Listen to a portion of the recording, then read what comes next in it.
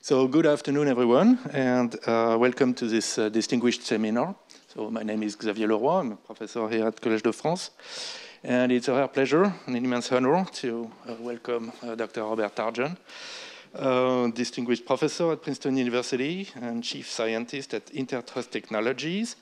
So I don't think he needs much of an introduction in this audience, but so Robert Tarjan is famous for his work on algorithms and data structures. He received the ACM Turing Award in 1986 for his early work, and many other major awards. But actually, his celebrity goes beyond the Turing Award. I think his name is familiar to every computer science graduate. In the last 30 years, every CS student studied or implemented an algorithm that bears the name of Tarjan and was amazed by the elegance and efficiency of those algorithms. So that's really fame with a capital F. So currently, Robert Tarjan is visiting IRIF, the Institut de Recherche en Informatique Fondamentale of CNRS and University Paris Diderot, and tonight's seminar is organized jointly with IRIF. And so Claire Mathieu, now at IRIF and former professor at Collège de France, will say a few more words. Thank you, Xavier. It's a great pleasure to have Bob Tarjan here this evening. Earlier today, I asked him, what are your favorite papers?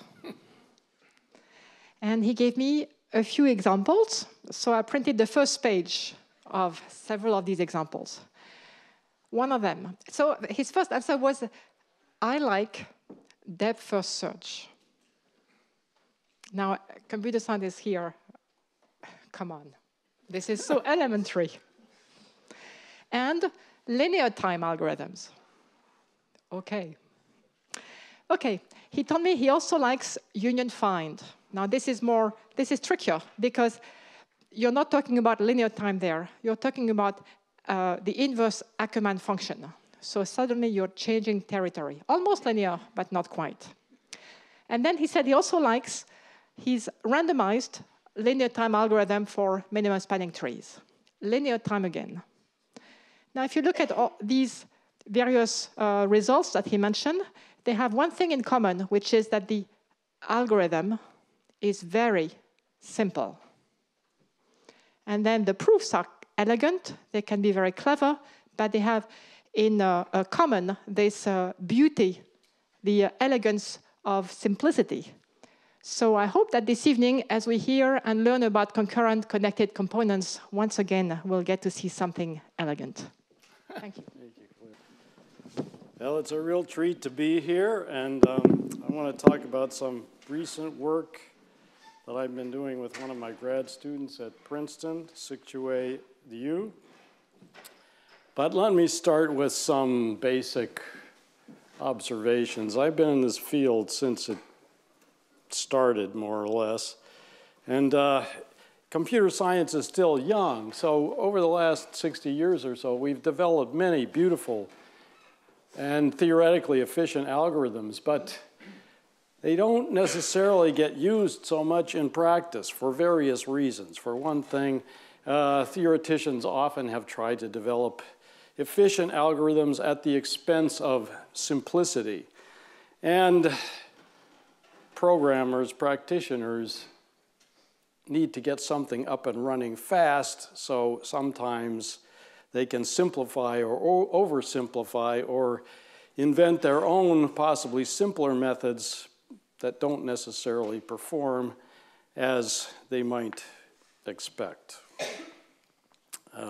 Yes, so there is this tension between theory and practice. How do we resolve this? Well, there are examples, and I'm going to show you some examples where the practitioners took some ideas from theory, modified them in what appeared to be reasonable ways, and produced algorithms that are either incorrect or don't have the efficiency that the people implementing them were hoping for.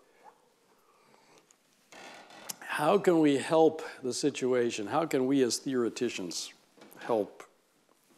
Well, it's important to build simple methods. Build and analyze simple methods. The analysis can be complicated. This goes back to what Claire was saying.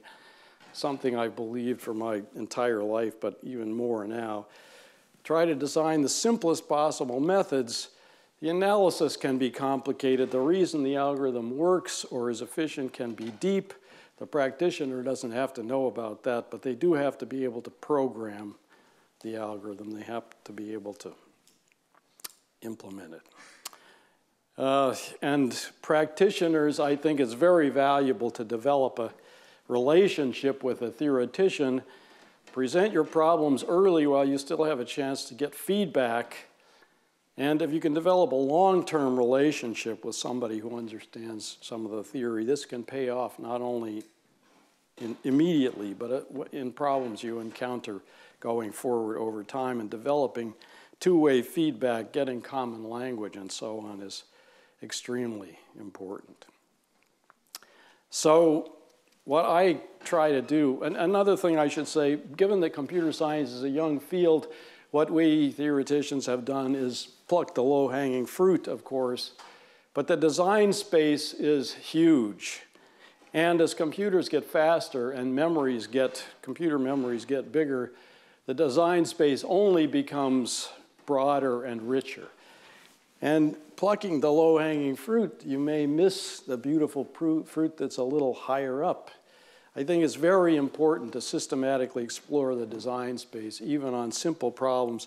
Try to find the best algorithms, reference algorithms. Paul Erdős, who was a famous mathematician, had many intriguing notions, but one of them was proofs from the book. This is the book in the sky with the perfect proof, the supremely elegant, deep proof. So it's audacious to do that, but one can at least aspire to this idea. Come up with those ideas that are not improvable, best possible. Design algorithms that are as simple as possible with provable resource bounds for important input classes and efficient in practice. And to this goal, systematically explore the design space, try all the possibilities, identify the ones that are best, and prove them.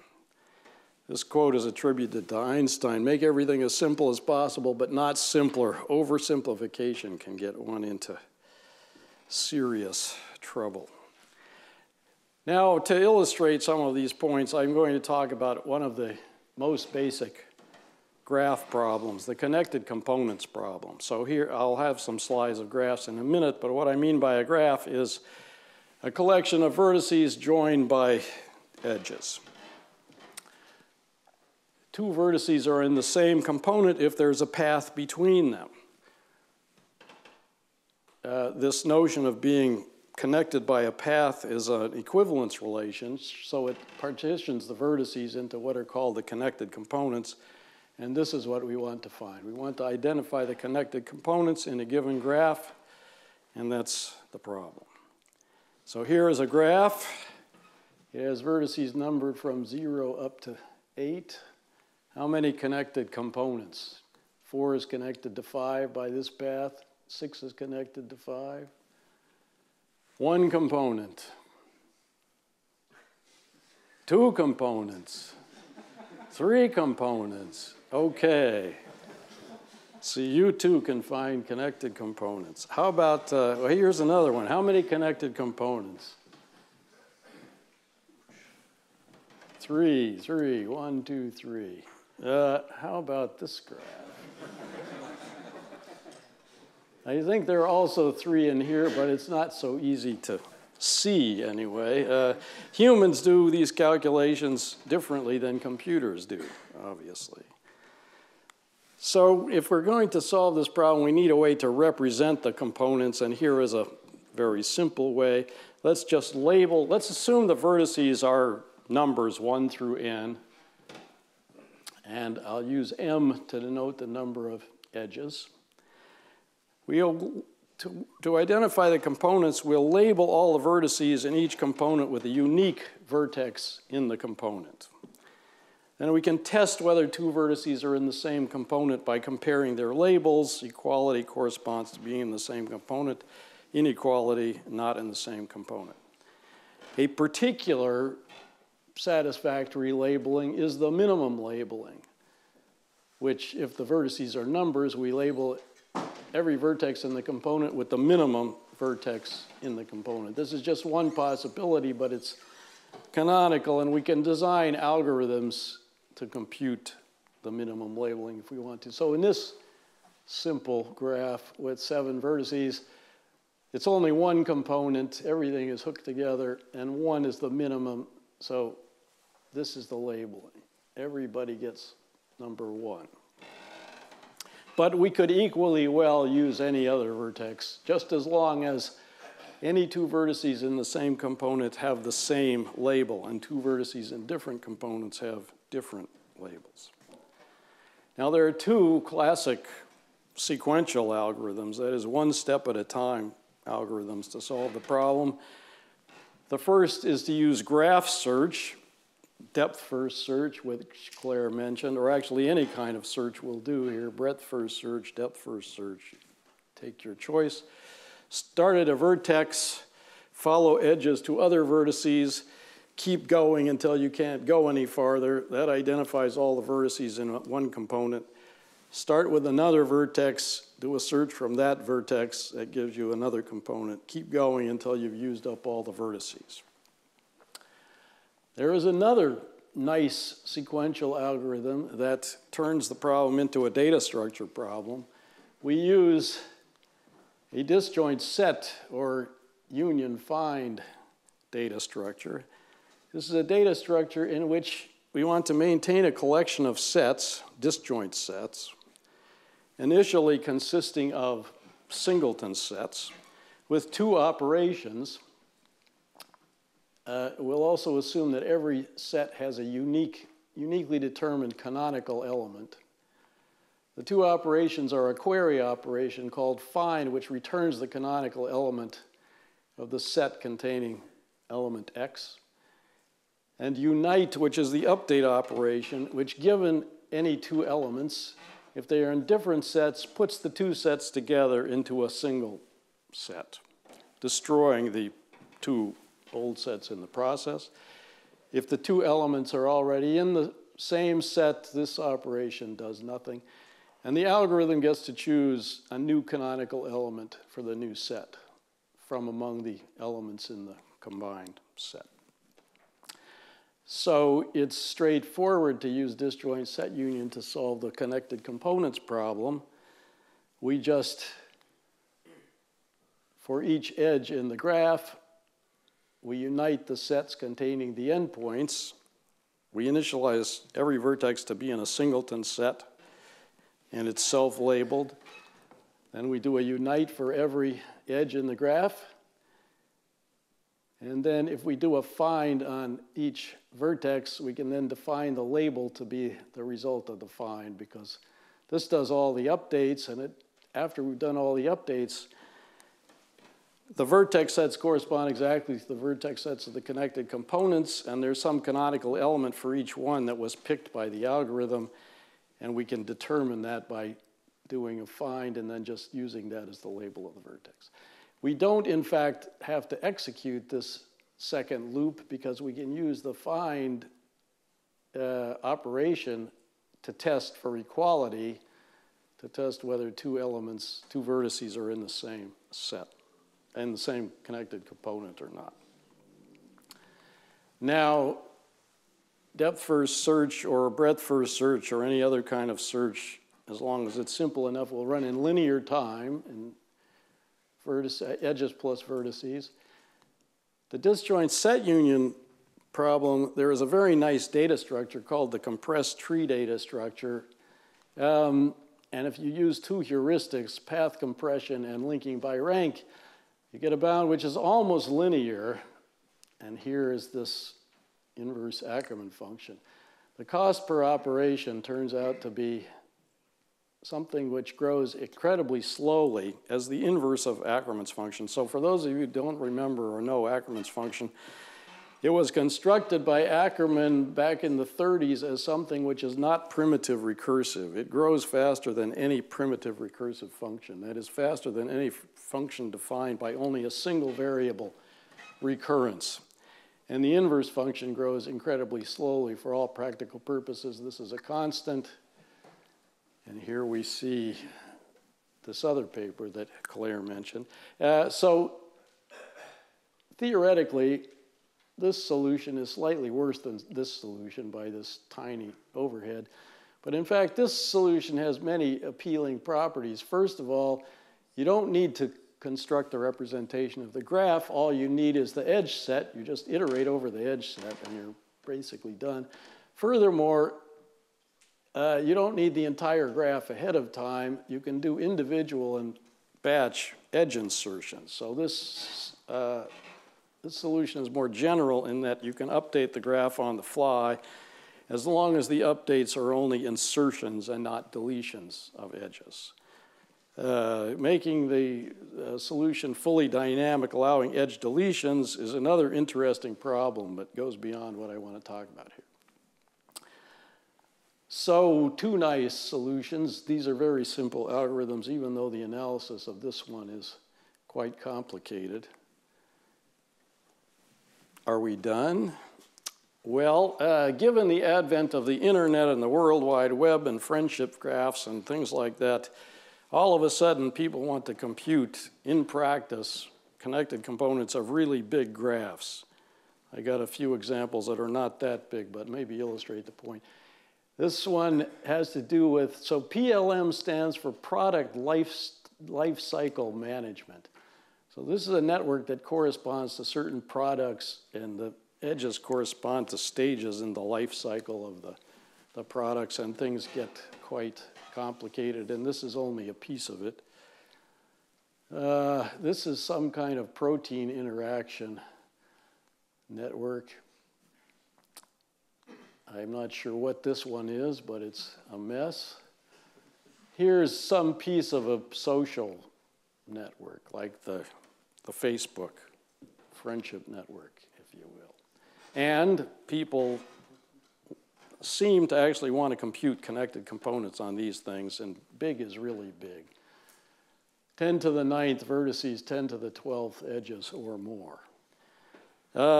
For these sizes, sequential algorithms are maybe not fast enough, and given that the world has gone to highly parallel machines and platforms, Hadoop, MapReduce, cloud computing, and so on and so forth, there has gotten to be a lot of interest in solving even simple problems, but for very big problem sizes.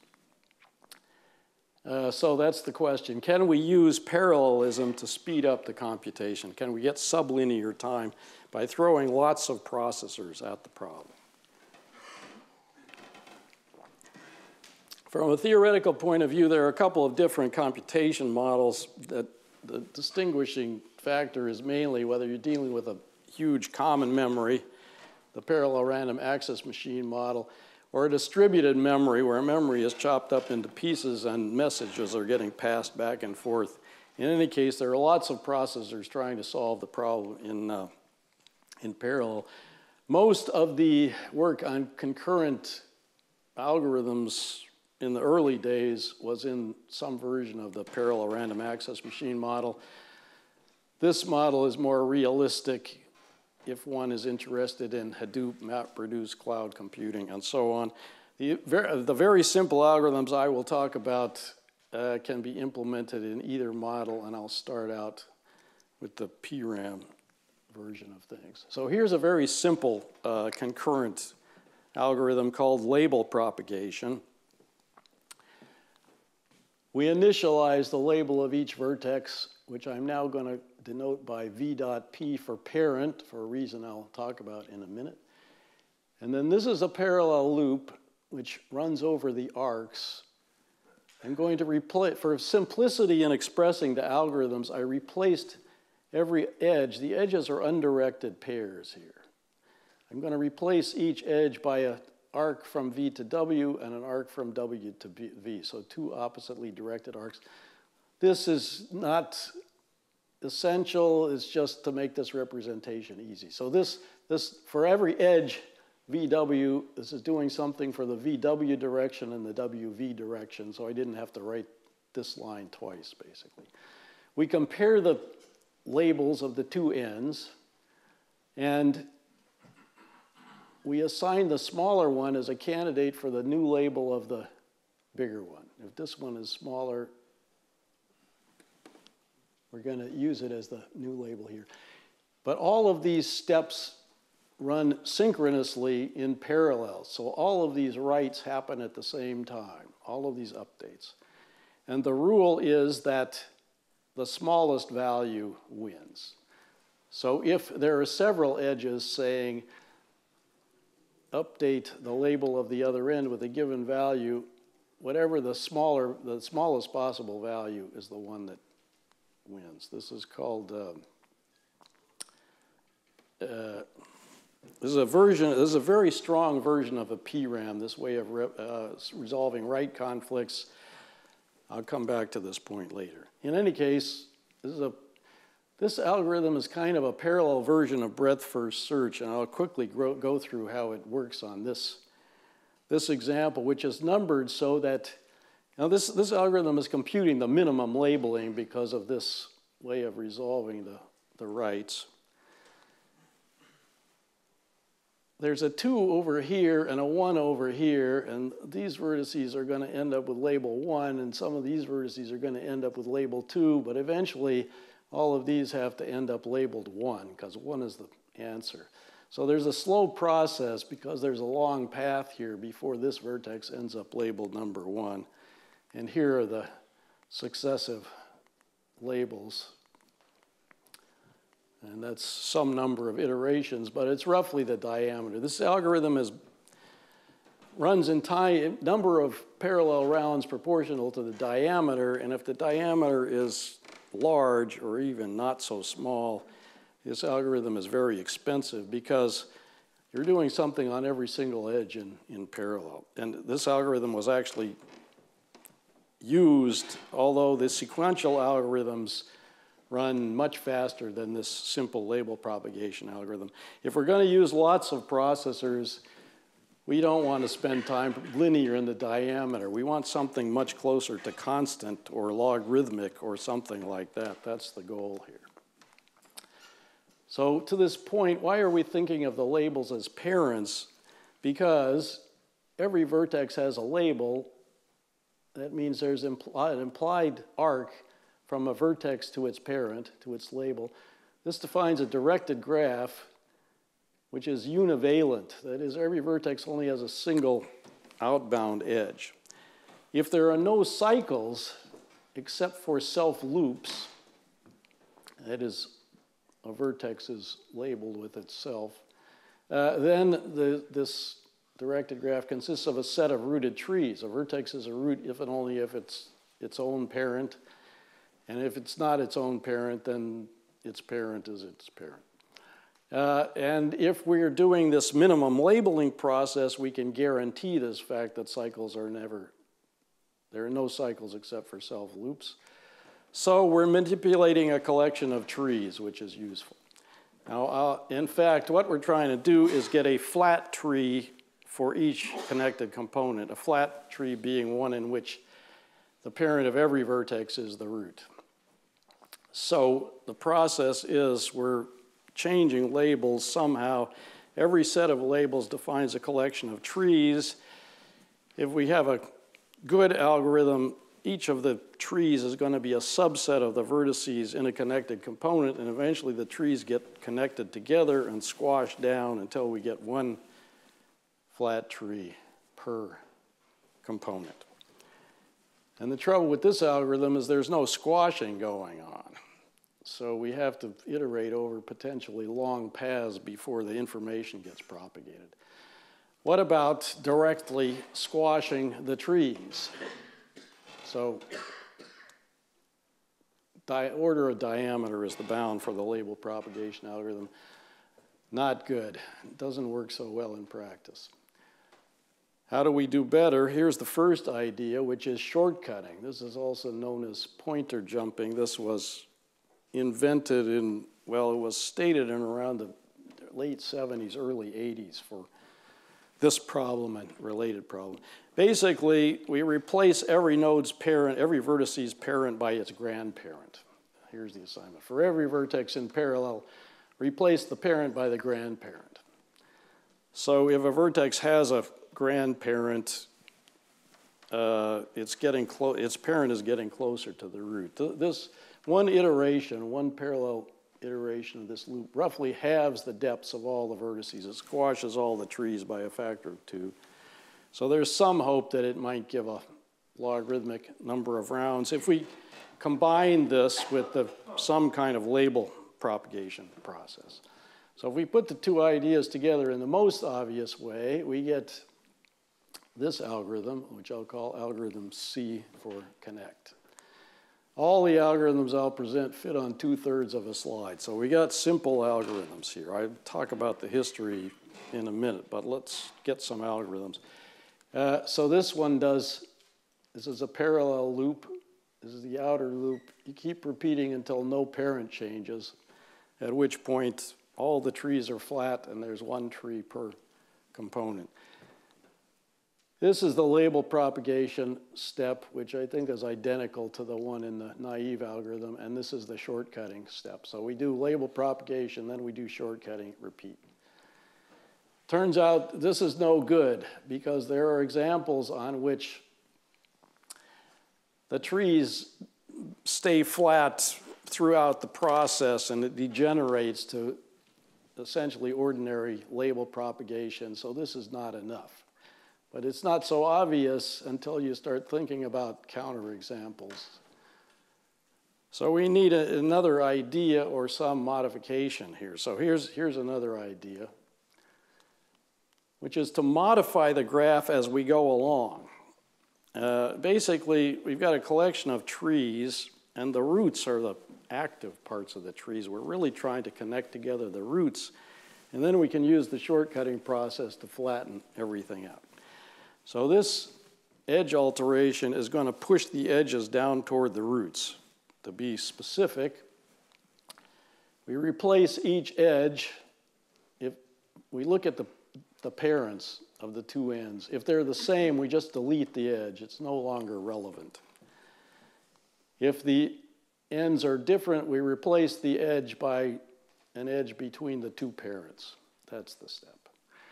And we'll translate this into the arc-based framework when we get to the next algorithm. So we're going to do this arc-wise rather than edge-wise. So here's the resulting algorithm. It's almost the same as algorithm C with the arc alteration step here, except we actually simplified the way the connection step works here. But there are 3 steps, and we do them repeatedly, and when we do each one, this is in parallel over all the edges, over all the arcs, in parallel over all the vertices, and in parallel over all the arcs. This transforms the arcs, and then we keep going. And if we look at this example again, this example is kind of too small to illustrate the effect, but I'll sketch it pretty briefly here. So the connect step makes some progress, and I should have drawn in the arcs corresponding to these labels. But so 5 gets 3, which is the minimum adjacent. 7 gets 5, which is the minimum adjacent. 4 gets 1, 6 gets 4, 3 gets 2. I think that's it. It's direct exchange of information, and the smallest value wins. Now we do the edge replacement process, which gets rid of a bunch of edges. Oh, sorry, we do the shortcutting next. So here's the result of the shortcutting. So if we back up a bit, we see that the parent of 7 is 5, the parent of 5 is 3. So the new parent of 7 after the shortcutting is going to be 3. And parent of 6 is 4, parent of 4 is 1. The new parent of 6 will be 1. So this is the result after the shortcutting. And now only 1, 2, and 3 are parents. The rest of the vertices, 4, 5, 6, 7, are not relevant to the computation anymore, in fact. And to capture that fact, we now modify the edges. We do the edge alteration step, which erases certain of the edges because the 2 parents end up being the same, and we're left with only 2 edges, the 3, 1 edge and the 3-2 edge, unless I made a mistake. Then we do the next connection step, which makes 2 the parent of 1. So we now get instead of this information having to propagate all the way around, it can now propagate directly. And then the next edge alteration, this is the only edge left, which turns out not to be relevant anymore because we already labeled 2 with 1, but things continue for a while and then we get done. All right. Now so this is an interesting algorithm, and I'll talk about bounds on it later on, but it does have possibly a couple of drawbacks. First of all, there's this edge alteration process, which is standard, but maybe we don't need it. But more important is the way we're doing the connect steps, we can change the label of a vertex so that some vertex somewhere in the tree moves over to another tree. There's a certain non-monotonicity happening. We can split a tree by moving subtrees around. It's much easier to analyze what I'll call monotonic algorithms, which are algorithms that in the connect step only change the parents of roots. So they only put trees together, they don't move pieces of trees around. So we don't know that this is necessarily a drawback to have non-monotonicity, but let's think about how we can restrict the connect step to only update parents of roots, so we're only putting trees together, and still get something that might be good. Well, now it turns out we can get rid of the edge alteration as a byproduct, and we get, here's an algorithm which I'll call root connect, which only connects roots in the connect step. So it alternates, it repeats the outer loop until no parent changes. Inside it does a connection step and a shortcut. In this connection step now, it's looking at the labels, the parents of the 2 ends, and it wants to use the smaller one as a candidate for the label of the other one, but actually the parent of the parent. So, and only if this is a root. So if the parent of W is a root, it's self-labeled at this point. And V is smaller, then V becomes a candidate to be the parent of the parent. That's what this should be an arrow here. And again, there may be many candidates, but the smallest one wins. That's the tie-breaking rule here. And I haven't got an illustration of how this algorithm runs, but it restricts the connection step so that we never take trees apart. Now, there's an obvious generalization of this, which is instead of doing one shortcut for every iteration of the loop, we do several shortcuts. And why would we want to do that? If we don't, in fact, have as many processes or processors as there are edges, this is a parallel iteration over edges. This is a parallel iteration over vertices. We might have 100 times as many of these as we have these, so maybe we can afford 10 iterations of this loop for every iteration of this loop. Why not repeat this? So you could repeat this a constant number of times, like 2 or 10 or something. But the extreme version replaces the single shortcut by an inner loop that repeats the shortcutting until all the current trees are flat. So there's a tension between the connection step, which is connecting trees and building long paths, and the shortcutting process, which is squashing the paths. And this makes the analysis interesting. But the extreme version, we do this until we can't do it anymore. And that gives us this algorithm, which I'll call algorithm S for repeated shortcut. This just does the shortcutting until all the trees are flat, and then it does another connect step. And that's the repeat. So 3 algorithms plus one that's not so good. Very simple algorithms, but these algorithms, exactly as I presented them, seem to be new. They use existing ideas, but they're simpler, more or less, than the existing algorithms. Why is this? And what can we say about how these algorithms perform. How many parallel rounds do we need? So we're going to need a number of processors proportional to the number of edges. That's the underlying assumption. If we have fewer, we're going to slow things down, but let's take the ideal case in which we have plenty of processors. Before answering this question, let's look at the history of the problem. So I'll break this into two pieces. The early era, which was the era of the theoreticians starting in the late 70s, mostly taking place from the 80s to the 2000s, in the parallel random access machine model, and the goal was to get smallest possible parallel time bounds and smallest possible total work. So total work is the number of processors times the parallel time here. These algorithms that I've described are all using linear number of processors, so keep that in mind. And as I mentioned early on, there was a lot of work to get good bounds, but the algorithms, some of them got quite complicated, which is not a drawback if you're interested in the theory, but it became a drawback when people actually wanted to implement some of these algorithms. So the model is, we have a whole bunch of processes. Each one has a small private memory, and then there's a large shared memory, which in our case is going to contain the labels of the vertices. That's all we need, assuming we have a process per edge, which knows about the ends of the edges. All the processes run synchronously in lockstep. I'll talk about asynchronous processing at the very end.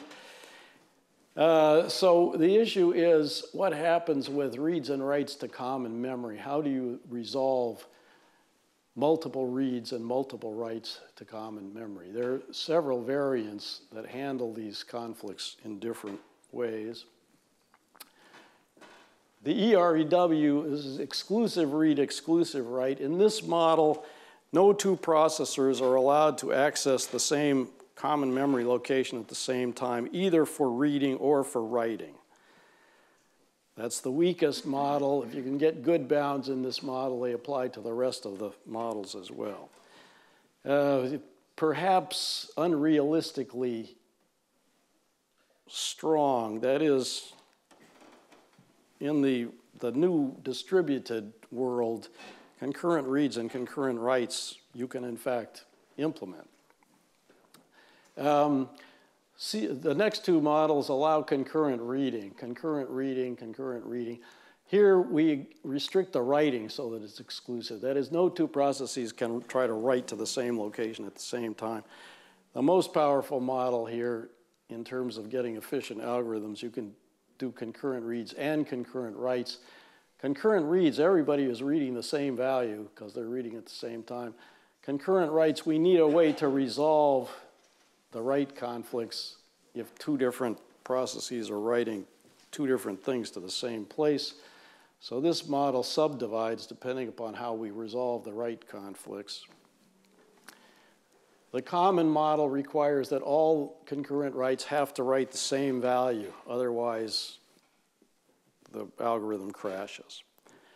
The arbitrary model, which is the one that was most used by the theoreticians, you allow concurrent writes, but you have no prediction over which one succeeds. That is, the system decides who wins, and your algorithm has to be correct no matter which write succeeds.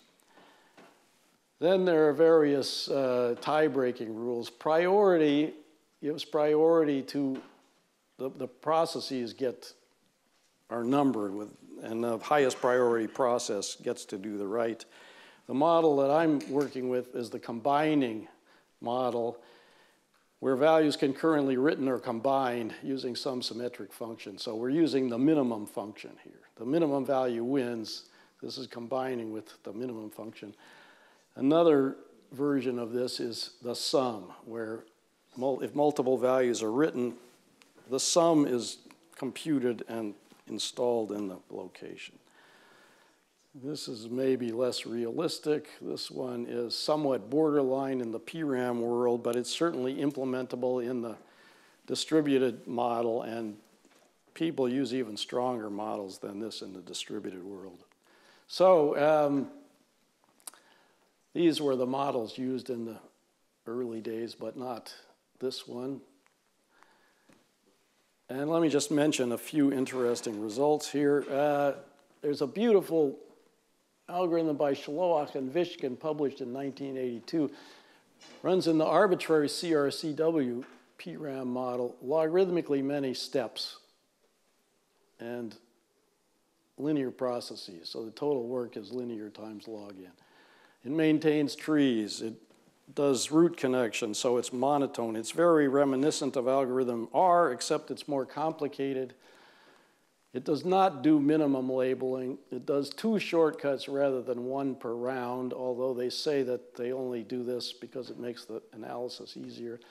And there's some extra computation to guarantee that every time you create a flat tree, it gets combined with some other tree every round. So basically, the number of trees goes down by a factor of 2 every round, and that's what allows them to prove the logarithmic bound here. So this is an example of designing an algorithm to get to a bound, an algorithm that is maybe more complicated than it needs to be.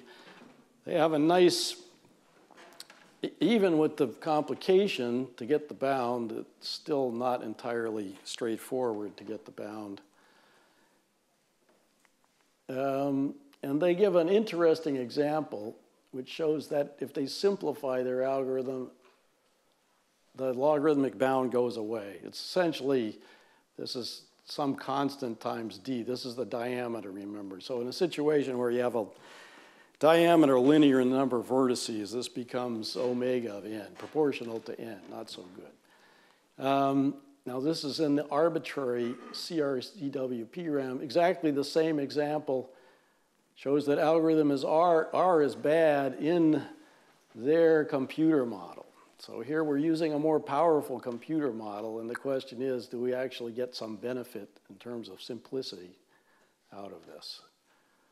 Right, this is the conclusion. So maybe they didn't want to think about the more powerful model, because had they, maybe they would have got a simpler algorithm here. In any case, Auerbach and Shaloff further simplified the algorithm. They simplified the analysis to same bounds. John Reif, actually before this result, now the Shaloach and Vishkin algorithm and the Auerbach and Shaloach algorithm are both deterministic. There's another possibility here, which is to use randomization. And actually, Reif has a beautiful, very simple, randomized algorithm with the same bounds as these deterministic algorithms. He uses the randomization to restrict the connecting so that you don't build up long paths. Every connecting only builds trees that have 2 levels, basically, and then you do 1 round of shortcutting and everything becomes flat again, so it maintains the flatness of the trees. And the analysis here is quite straightforward, and this is nice, elegant, simple. There's one algorithm, and there's a whole bunch of other work here. I'm just mentioning some of the simple results. The only algorithm that we found that, remember, there's this idea that the parent pointers don't create cycles. This algorithm allows cycles, but it uses something like a shortcutting process to contract the cycles so they go away. And it has an interesting bound here, log to the 3/2 times n parallel steps. This is in the concurrent read exclusive write, so this is the weaker model. So these results are not strictly comparable, but it's an intriguing eccentric algorithm. So the culmination of this work, a whole bunch of other ideas, more and more complicated algorithms. Halperin and Zwick, who's sitting here, have 2 beautiful algorithms in the exclusive read, exclusive write model, the weak model, using randomization, logarithmic number of steps, but now the work is down to linear. So this is as good as a sequential algorithm. You can turn this into a linear time sequential algorithm. This only needs m plus n divided by log n processors. And one of these not only finds components, but it finds this one finds spanning trees of the components. This is kind of the culmination of the PRAM work. The weakest possible model, the best possible bound, but very complicated, very complicated. Pretty much uses all the ideas that everybody came up with. I think that's accurate. Is that a fair assessment, Uri, would you say? Yeah. So here's another interesting point. We found one algorithm that creates non-trivial cycles, but all of the algorithms are monotonic in the sense that in the connection step, they're not moving subtrees around. So this idea of moving subtrees around only emerged with the next era, which is the era of the practitioners trying to solve real problems on huge graphs, on parallel machines, usually some kind of distributed computing model. I mentioned some of these already. And the goal is to actually solve these problems in practice. So the algorithm better be implementable by a semi-competent programmer. So what happened here was that the practitioners read at least some of the PRAM papers, notably the Shaloa-Kavishkin paper, or at least read the first part, and then tried to implement that algorithm or some variant of that algorithm, or came up with their own algorithms and made claims that are not necessarily true. So let me just, some of these are too complicated, but not all of them. I mean, our book, Shaloak, you can actually implement it, but anyway, not content, they invented definitely simpler algorithms, but with either flawed or invalid proofs of the resource bounds. So neglect of the theory here, perhaps to the detriment of the outcome. So what is this model? Let me speak about it in a high level. We have a whole bunch of processors. Each one has a local memory. There's no common global memory. The only way processors can communicate is by sending messages to each other. They do computation in lockstep. They have some information. They can do some amount of local computation, possibly an arbitrarily large amount. Then they all send messages to other processors. Then all the processors read the messages, and then we repeat. We're ignoring message contention both on inbound and on outbound messages.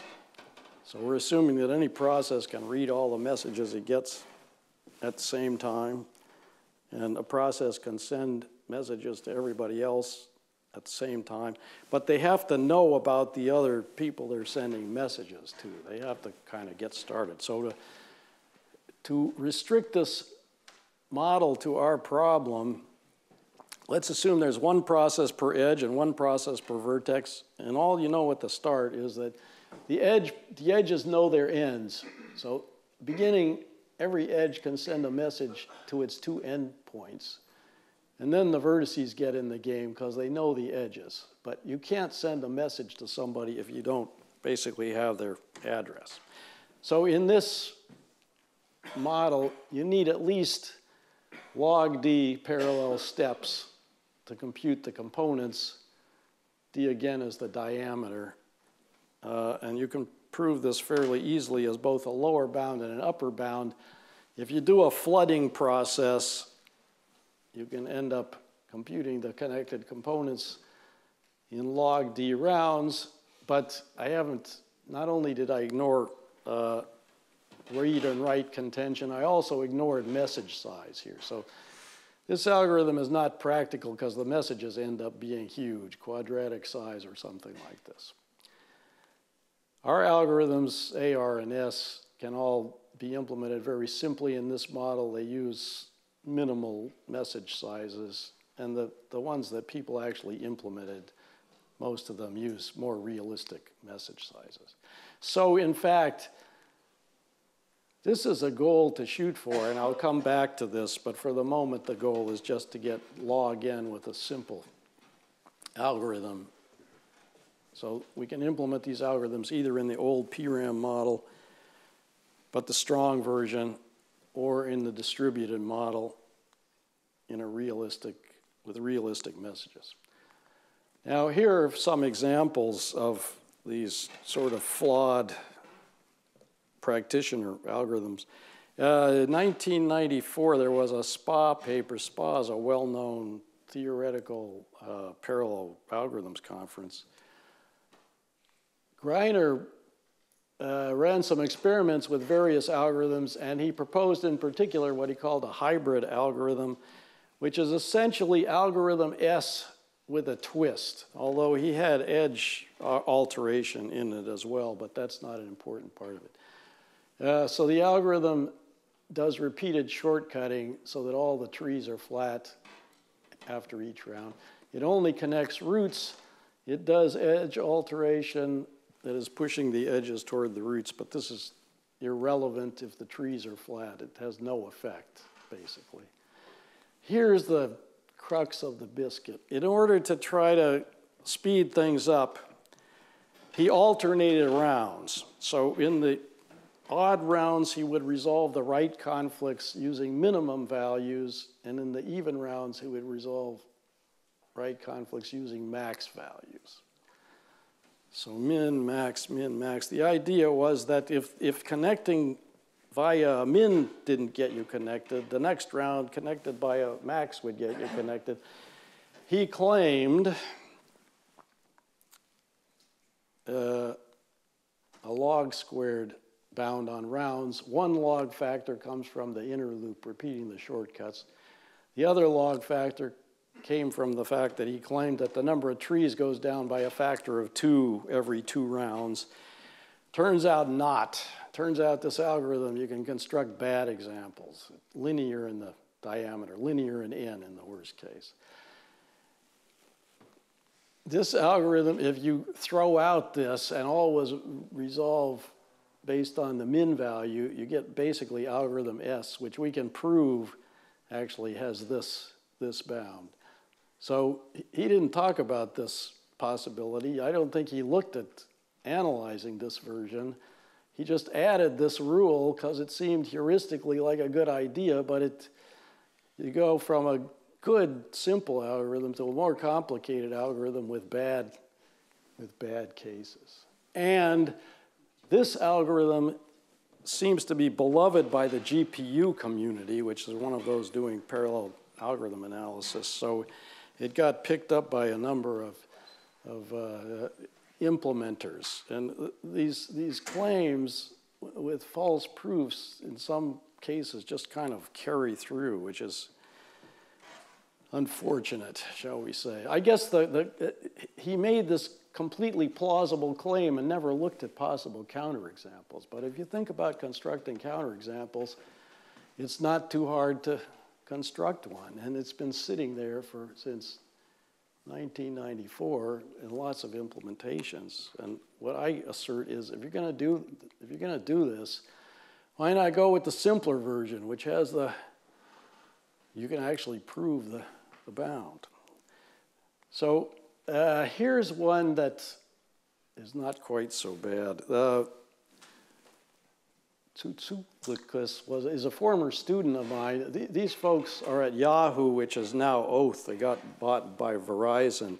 They designed their own Hadoop-like platform, which I think they call Chronos. They invented their own connected component algorithm. They had good experimental results. For one thing, in their platform, they spent a lot of time working on the message contention problem, which is very important experimentally, but we're ignoring it in the theory here. There's an extended connect step. This is non-monotonic. This starts moving subtrees around. They claimed a log bound on the number of steps. The proof is incorrect. They asked me about this paper. I told them their proof was incorrect, but I got intrigued, and that's when I started working on this problem. That was last year. it works extremely well in practice. Indeed, the hybrid algorithm that I just mentioned that has bad examples seems to work well in practice. There may be reasons for that. In particular, the worst case may never come up. Why that is not clear, but in this case, it seems like going with the simpler algorithm with the provable bound should dominate this algorithm. Here, this seems to be a good algorithm. I don't have any bad examples. For all I know, this bound might be correct, but I don't have a proof. Log squared seems within reach. I haven't tried to do a detailed analysis of this because this is still more complicated than the algorithms I've shown you already. Here's another one. This is a simplified version of the Shaloak-Vishkin algorithm, but they're claiming with a log round bound, which is definitely wrong because the Shaloak and Vishkin counterexample kills this algorithm for the same reason it killed their simplification. If they move this algorithm to the combining model where you break ties with the minimum value, you get something like algorithm R, but they didn't talk about that. Here's an interesting one that was published on Archive, not in a refereed place. Splits every edge into two arcs and does transformations of the arcs independently. He claimed an order log D round bound. There's a counterexample in this paper to this. The algorithm also, there's some question about its space bound. He has a proof of a linear space bound. It starts adding edges because of this edge alteration process. The theory in here is completely nonsense, and he didn't do any experiments with this. So anyway, so things are kind of a mess in the world of the practitioners. What can we prove about these very simple algorithms? What we can prove is that the algorithm A, which does the connection, the shortcutting, and the edge alteration, and can move subtrees around, we can actually prove a log squared round bound.